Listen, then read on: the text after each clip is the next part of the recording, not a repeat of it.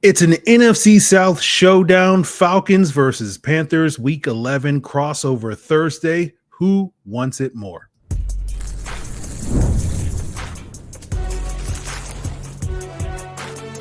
You are Locked On NFL Crossover, part of the Locked On Podcast Network. Your team every day. Welcome back, everyone, to a crossover Thursday presented by PrizePicks. I am Aaron Freeman of Locked On Falcons, joined by Julian Council of Locked On Panthers. And of course, we are talking crossover Thursday, Week 11. And both of these shows are part of the Locked On Podcast Network. Now, the number one sports podcast network, not only in America. And you know, if it's number one in America, that means it's number one in the world. And if it's number one in the world, that means it's number one in the solar system. And if it's number one in the solar system, it means it's number one in the galaxy. So we appreciate each and every one of you that are everydayers contributing to our galactic conquest that is the Locked On Podcast Network. And if you want to be an everydayer, all you got to do is make either Locked On Falcons or Locked On Panthers your first listen each and every day. And all you got to do is subscribe or follow for free on YouTube or wherever you listen to podcasts. Of course, Crossover Thursday is presented by PrizePicks. Make sure you download the PrizePicks app today and use code LOCKEDONNFL to get $50 in lineups after you play your first $5 lineup. So those of you that have been everydayers, you know what Crossover Thursday is. But for those of you new to our galactic spanning Locked On Podcast Network, Crossover Thursday, we'll be breaking down this Week 11 matchup between the Atlanta Falcons, Carolina Panthers, talk about the biggest stories, which I'm sure will somewhat involve the two quarterbacks, as well as some key matchups and what does each one of these teams have to do in order to get to win, aka keys to victory. But let's get into that biggest story, Julian, now. And yes, it seems like, you know, the Carolina Panthers passing game isn't going strong, but hey, what's the worry? Bryce Young's playing the Atlanta Falcons. He's had 3 straight wins, and you know, QB wins are the most important stat. I know you know that when it comes to football. But you know, he's going to bounce back against the Atlanta Falcons. So what's the concern with Bryce Young in the passing game? Yeah, I don't subscribe to QB wins being a stat, but if you want to use them, go ahead, feel free. I'm not going to do it, though. And yes, last time in Atlanta back in Week 18, earlier this year in January, Bryce Young was spectacular. 5 touchdowns in that overtime win. But last time against the Falcons, it wasn't like the Panthers' offense was that great. Bryce only had 121 yards passing. They did win that game 30-0. But if you watched it really closely, you looked at the Panthers' offense and just raised an eyebrow like, are they really that good? Did they play that well today? And that still continued to be an issue, especially with the passing game these 2 months after the fact, here heading in the Week 11 and coming off of a performance where Bryce Young only threw for 124 yards in that loss against the previously 1-8 New Orleans Saints, where the Saints loaded the box and dared Bryce Young to beat him, and he couldn't do it. And now that has a lot of people wanting to ask bigger questions that probably need to be asked at this point in time, but still questions that I think are valid as far as whether Bryce Young long-term is the right guy for Carolina. He's going to be the guy for at least this Sunday and the 6 games remaining after this week. But there are serious concerns about the lack of a downfield passing game. It's really the lack of a consistent, efficient offensive pass game so far for Carolina. Well, it's interesting. You talk about Bryce Young's future being within doubt. In these last couple of games will sort of really kind of help determine what his long-term future is in Carolina. It's a similar conversation with Michael Penix, although he's much, much earlier in his career. You know, some ups and down performances throughout the season. And, you know, you have people coming off of this game in Germany where the Falcons lost to the Colts in overtime. You know, a lot of people were ready to abandon ship on Michael Penix. I'm not quite there yet, but certainly you want to see that uptick in the back half of the season, similar to what we saw with Bryce Young when he came back strong last season after coming back from his benching. And that gave you, the Carolina Panthers fans listening, you know, a lot more confidence going into the season. Maybe he hasn't quite lived up to that, but you want that for the Atlanta Falcons and Michael Penix. But really kind of the big story this week is like, you know, is there a ticking clock on Raheem Morris's time here in Atlanta? Because the Falcons are off to a very slow start.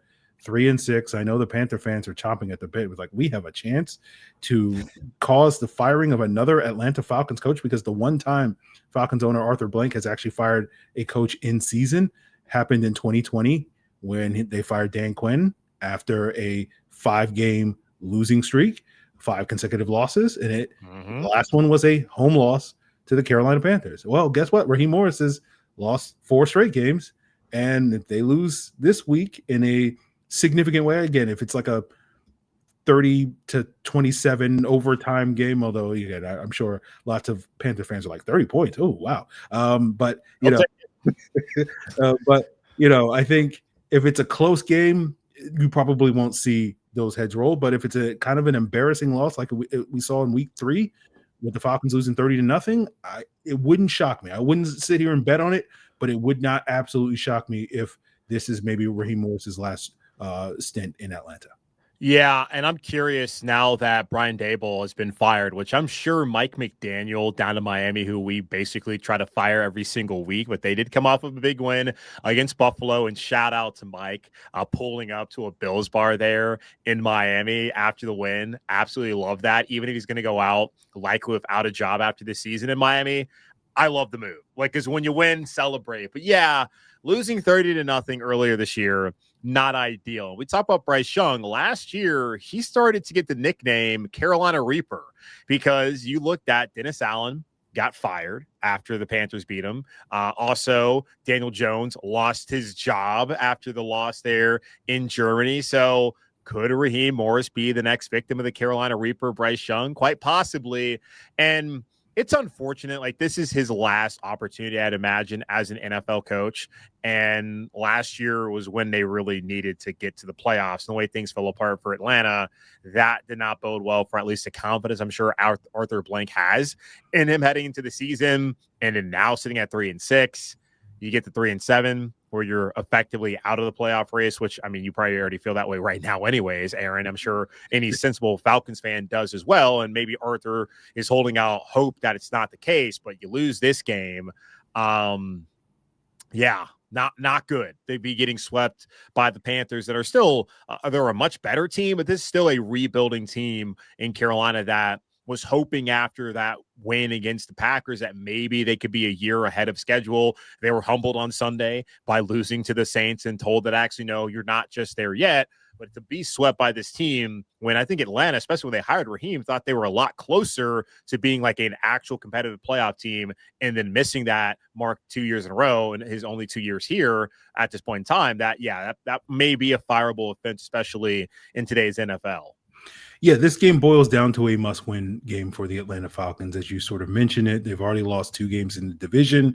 If there's any hope to salvage this season, whether that's a playoff berth or just getting back closer to 500, they have to win this game. They have to show. And I remember, Julian, when we had the NFC South preview this summer, we all agreed that the Bucs were the sort of class in the division. And the question was, could any of these other teams challenge them?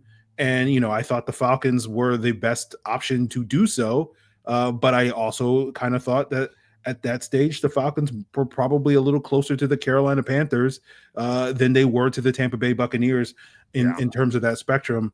And what you've seen so far is like the Falcons, if they can't prove it this Sunday at home and have a bounce back after a 4-game losing streak, they're not even close to the Carolina Panthers. They might be closer to the New Orleans Saints that are in the bottom of the division. Ooh. So that is a tough pill to swallow if you're Arthur Blank, and that may be what will potentially prompt a regime change in season. We'll see if the Falcons can take care of business, but if they can, they will have to take care of some critical matchups, and we'll get into some of these matchups that we will be focused on come Sunday as we continue today's Crossover Thursday presented by Prize Picks. Today's Crossover Thursday is brought to you by Supply House. When the opening whistle blows on a new repair, get your crew moving forward with Supply House. Order today and see parts on your doorstep tomorrow with over 280,000 plumbing, HVAC, and electrical items from the most trusted brands in the business. Their real-time inventory and honest lead times keep you from punting on projects, while their industry-leading customer service always has your blind side protected. Supply House will save you time on your next project, and if that means you need parts fast, they have next day delivery, and their part finder tools and 3D schematics can save you hours on jobs where every detail matters. And it's not just the time you save, it is the money you save. If you join their Trademaster program today, you can score serious perks like priority shipping, lower prices, and a dedicated support line. So visit supplyhouse.com to sign up for free and use promo code SHNFL for SHNFL5 for 5% off your first order. That's supplyhouse.com. Real people, real service. Today's episode is also brought to you by Prize Picks. You and I make decisions every day, but on Prize Picks, being right can actually get you paid. Don't miss any of the excitement this sports season, whether you're following the NFL, NBA, or both.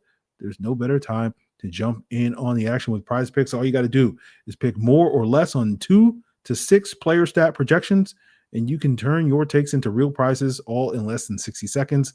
And Prize Picks just added the Stacks feature, which is a game changer. You can now pick more on Steph Curry's points, threes, and assists, all in the same lineup. So download the Prize Picks app today, use code LOCKEDONNFL, and you'll get $50 in lineups after your first $5 lineup. That's code LOCKEDONNFL for $50 in lineups after your first $5 play. Prize Picks, hey, it's good to be right.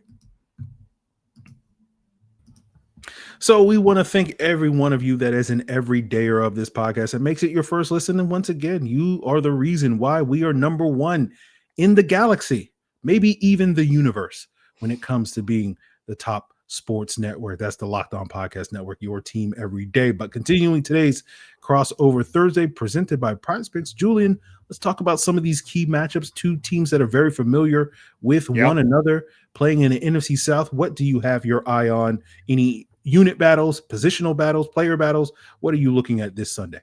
Yeah, it's a player versus a unit. It's Bijan Robinson versus the Panthers run defense. Go back to that week 3 matchup.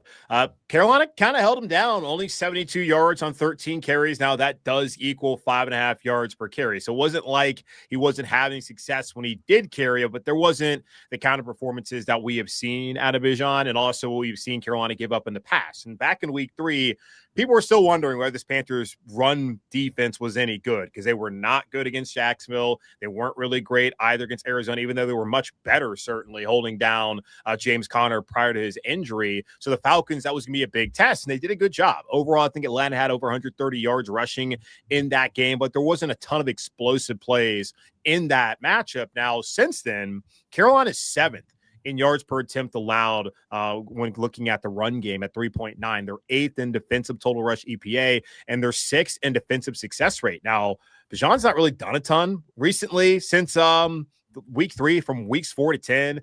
He's 11th in the NFL in rushing of 440 yards. He's only 12th in yards per attempt, 28th in EPA per rush, and has a 38.6 rushing success rate. Now, Tyler Algier is 7th right now in rushing success rate among running backs of at least 45 carries. So there's another back in Atlanta to be concerned about, but that is an area still where I'm looking at if Carolina is going to win, they've got to find a way to hold down the Falcons rushing attack like they did back in week 3 and see if they can get any more of those kind of turnovers that they were able to get off of Michael Penix Jr. on that Sunday where, yeah, he was just really bad. I don't know what was going on with him that day. Yeah, it was a very tough watch for Michael Penix. He's grown past that, but not to quite the degree where you're like, that's a thing definitely in our rear view. And so if you're the Atlanta Falcons, you definitely want to get Bijan Robinson going. I think that's a critical matchup for the Falcons on offense. And that was the thing in those first couple of games. The Falcons hadn't quite weaponized Bijan as a pass catcher yet, that they really kind of had that breakout game in terms of utilizing him in the passing game the following week against Washington and that win that they had. And then the other sort of matchup that will help facilitate Bijan getting going, whether it's as a runner or as a pass catcher, is always this sort of marquee matchup between this Falcons offense and this Panthers defense, which is Chris Lindstrom versus Derrick Brown. And unfortunately for the Falcons, it feels like Derrick Brown tends to get the better of Chris Lindstrom. And I think, Lindstrom is one of the best guards in football. It's been a kind of underwhelming month for him this past month. in terms of what his normal play is. And so you're kind of hoping, okay, like, going up against one of the best interior D linemen in the NFL, he has a bounce back game. It's not going to be easy to do, but if Chris Lindstrom can have the type of performances that we've seen at the peak of his powers, that's a huge boost to this Falcons run game. And we'll see if that will be the thing that can get Bijan Robinson going. As you mentioned, a big part of why Bijan didn't have quite the dominant game that I think people were concerned about going into that game, if you're Panthers fans and Falcon fans were hoping for, is because Carolina got a big lead, and it's hard to run the ball when you're down 7,000 scores at that point. It felt like at various points in that game. And that's a similar situation with the Falcons. They can't stop the run at all, and so if they're going to have any success slowing down Rico Dowdle and this Panthers rushing attack, they're going to have to get an early lead, because if it just boils down to stopping the run, like, they're not going to do it. For those of you Panthers fans that didn't realize that Jonathan Taylor ran for 244 yards last week. The Colts ran for 323 combined as a football team. And so that is going to be one of the key matchups. But basically, I already know, based off of what we've seen over 9 games, that the Panthers will have no problem winning that matchup. The only real chance the Falcons have of slowing down the run game is getting an early lead and forcing Carolina to abandon the run. Yeah, and I had somebody ask me on the mailbag episode I did yesterday about the fact that the Saints were able to stop Carolina, and if that was going to be the game plan for defenses moving forward, with the Panthers win another game. And I did point out that right now Atlanta sits 28th in defensive total rush EPA, and they're 27th in yards per rush allowed. So this is by far the worst rushing defense Panthers are going to see the rest of the season. They're going to see teams like Seattle and the Rams that are excellent against the run. Tampa's right there, middle of the road. The 49ers, they're a pretty decent run-stopping defense as well. But the Falcons, that's not the case. So this absolutely has got to be a game you got to get, especially if you're not going to get a ton out of the passing game. And one other thing I'm looking at, speaking of the passing game, is the matchup between Tetairoa McMillan, the Panthers rookie, and A.J. Terrell, who did not play in this game back in week 3. And that was something that actually T-Mac brought up in the locker room on Wednesday. And I asked him, does that provide any more focus or juice? And he didn't really want to make anything out of it. Obviously, you're excited for these matchups, so that will be one to look at. As I look at the season so far, I don't really feel like he's gone up against any of the top corners in the league. Yes, Sauce Gardner for the Jets, but he went out with a concussion in that game. So as far as for a full game, this is probably going to be the best corner that he's going to have faced all season long. Maybe Christian Gonzalez, who's coming off an injury back in week 4 up in New England. But fully healthy, vet guy who's gotten his money. A.J. Terrell is probably the best one he's faced off against. So that'll be interesting to see how that matchup plays out, especially knowing that he has been really the only wide receiver the Panthers can rely on. But this is a passing game where there's not really anything reliable about what we've seen out of it so far through the first 10 games of the season here in Carolina.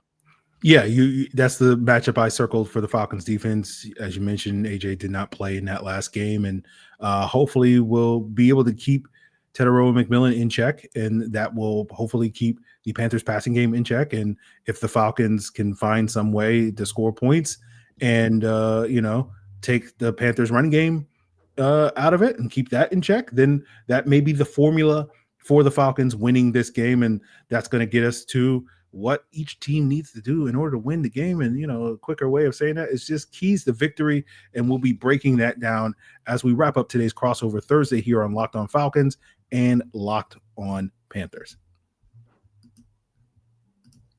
So today's show is sponsored by BetterHelp. As the days get shorter and the nights come earlier, it can start to feel a little heavier, especially when life is already packed with work, family, and everything else this season. It's so important to reach out and check in with friends, family, and even yourself. And in light of tragedies involving people like Marshawn Nealon, checking in can make a real difference. Therapy isn't just for when things are completely falling apart. It's about staying balanced and growing through the tough times. BetterHelp makes that first step easier by connecting you with a licensed therapist online from wherever you are, whenever you need it. Finding that right fit is easy with BetterHelp because you can switch anytime if it's not the right fit. And this month, don't wait to reach out. Whether you're checking in on a friend or reaching out for a therapist yourself, BetterHelp is going to help you make that first step. So get 10% off your first month at betterhelp.com/lockedon. That's BetterHelp, HELP.com/lockedon, because taking that step towards support might just leave you wondering, why didn't I do this sooner? Wrapping up today's crossover Thursday, presented by Prize Picks, we have the Falcons favored by 3.5 points here over at our favorite, sports book that supports the #1 podcast network in the galaxy, which is FanDuel. And we are talking about keys to victory. As I mentioned, one of those for the Atlanta Falcons is getting off to a fast start. They cannot stop the run to save their life. If, their mother was being held hostage and it says, don't let Rico Dowdle run for 18 yards, well, you got to kiss your mother goodbye, because that's what the Falcons run defense is. And so if they can get off to a fast start, that may be able to force the Carolina Panthers to abandon the run. And so Rico Dowdle won't be murdering anybody's mothers this upcoming Sunday. But Julian, when we talk about some keys to victory for you with the Carolina Panthers, from your perspective, what do you got for us?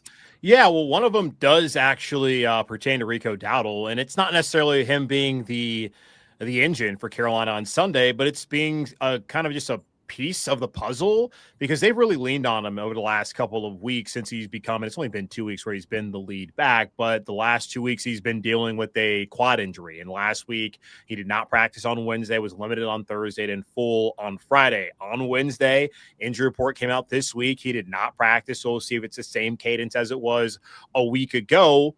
And this is going to be something with the quad that it seems like he's going to be dealing with, that they're going to have to monitor over the course of the rest of the season. I saw him in the locker room on Wednesday, was walking a little gimpy. I'm not saying he's not going to play on Sunday, but that's going to be one of those things where, man, are you running him a little bit too much? And I understand all the Panther fans wanted to see Rico be the guy, and rightfully so. He had been far better of a back this season in Chuba Hubbard, but maybe Chuba Hubbard could be a piece of the offense moving forward. Maybe not the kind of rotation they were doing for those 2 weeks where it didn't make any sense at all the way things were going. But I'm just curious about that. So I think they need to find a way to take pressure off of Rico, and that's by finding something in the passing game, whether it's down the field, whether it's just in the intermediate. You got to do something more than what you've been doing over the last, 10 weeks, because the passing game hasn't been great aside from that comeback attempt against Arizona where Bryce Young threw for over 300 yards, a career high in that loss against the Cardinals. So they got to find a way to take some pressure off of Rico. Stopping the run, of course, I think that's a key, obviously, for Atlanta to win this game. So stopping the run like they did back in week 3. And then you got to take care of the football. When this team turns it over, they really have a tough time winning. And that happened on Sunday against New Orleans. They got a break there after the block field goal. Cross the line of scrimmage was touched by the Saints, so the Panthers were able to get the ball back. And then they fumble in the red zone with an opportunity to go tie, at least take the lead in that game. Bryce Young throws an interception late as well. And you won this game in large part back in week 3 because Atlanta, Michael Penix Jr. was so off from the beginning, but he had the pick 6 there to start off the third quarter. Like, the turnovers were key in that win. And also special teams was key in that win, as well as the former Falcons kicker, John Parker-Romo, had a rough day. And Justice Younghoe or for Younghoe. That's what Princely Monmiel, the rookie edge rusher, said in Carolina afterwards over on Twitter or X. So those would be the keys I have, at least for this coming Sunday. Yeah, you bring up the kicking situation. That's one of the keys for me. I've been basically, because of the revolving door at the kicking situation and the lack of consistency, I've basically refused to acknowledge the new kicker, Zane Gonzalez, on the podcast. Basically, you got to go out there and earn the right for me to learn what your name is, because I don't trust that any kicker the Falcons bring into this building is actually going to work long-term for this football team. But he did make both kicks.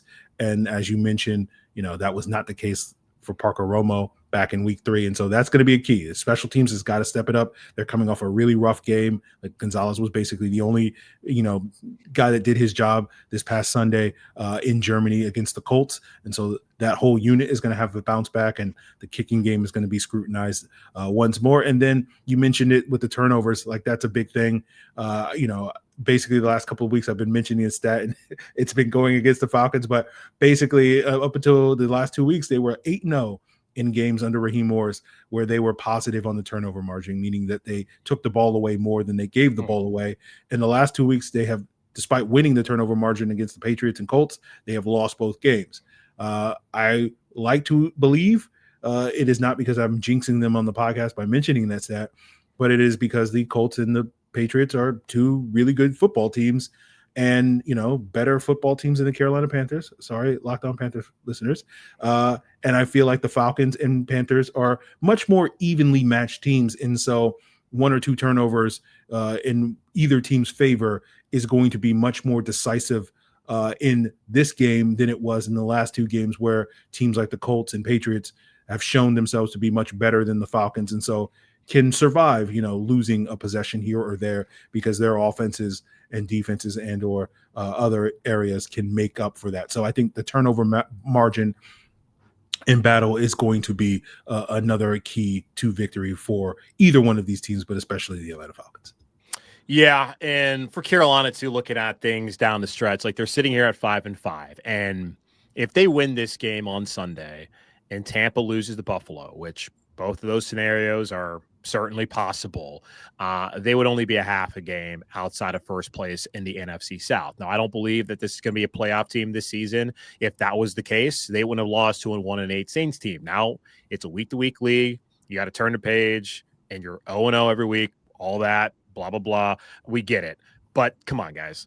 You can't lose to New Orleans and then think you're going to be able to go on the road on Monday night and beat San Francisco and then turn around and beat the Rams at home and then play Seattle at home, Tampa at home, and then Tampa on the road. This is one of their easiest games remaining. Oh, and I forgot to mention they're playing the Saints again down at the Superdome. So when looking at tankathon.com, which has been a favorite website for a lot of Panther fans over the last couple of years. And I'm hoping it's not going to be one that we really have to look at as far as the draft order here through the last 8 weeks or whatever, 7 weeks. Yeah, 8 weeks, but 7 games of the season. They had the Panthers with the number 1 toughest remaining strength of schedule in the NFL. And their easy games are this Sunday against Atlanta and at New Orleans. So these are the ones you got to take care of. Absolutely. If you want to be playing still meaningful football there in December with an opportunity to maybe sneak up and win the division or maybe even find a way to get a wild card spot. So it starts on Sunday, get to 6-5. I would think any Panther fan when the season began, if you tell them they're 6-5 through 11 games and they still have an opportunity, they're only a half game outside of the division.